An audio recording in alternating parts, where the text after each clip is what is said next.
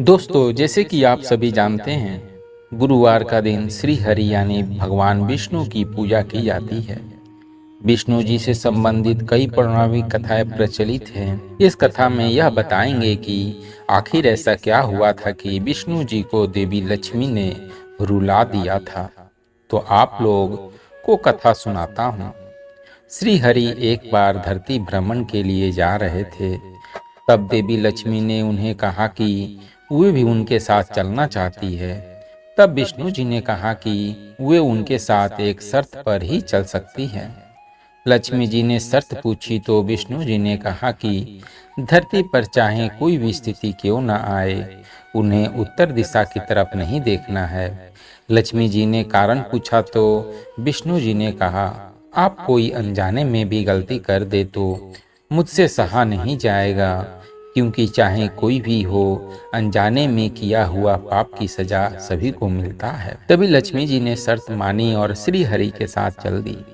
जब दोनों धरती का भ्रमण कर रहे थे, तब देवी की नज़र उत्तर दिशा की तरफ पड़ी।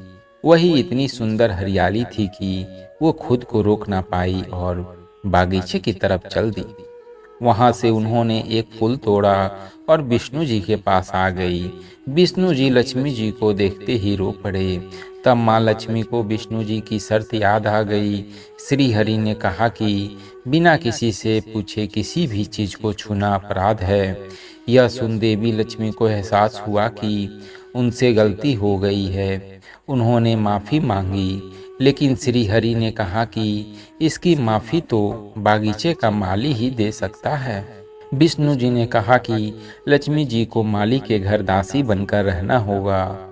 लक्ष्मी जी ने यह सुन तुरंत ही गरीब औरत का भेष धारण किया और माली के घर चली गई। कभी खेत में तो कभी घर में माली ने उनसे काम कराया। लेकिन जब माली को पता चला कि वे और कोई नहीं बल्कि माँ लक्ष्मी हैं, तो वो रो पड़ा। उसने कहा, जो भी उसने किया उसके लिए उसे माफ कर दे। तब लक्ष्मी जी ने मुस्कुराते हुए कहा कि जो भी हुआ वो नियति थी, इसमें किसी का कोई दोष नहीं था। लेकिन माली ने जिस तरह से लक्ष्मी जी की अपने घर में एक सदस्य समझा, उसकी झोली आजीवन सुख समृद्धि से भर दी। उन्होंने कहा कि अब जीवन में उसके परिवार को कोई किसी की तरह का दुख नहीं भोगना पड़ेगा। इसके बाद वो विष्णु लोक वापस चली गई।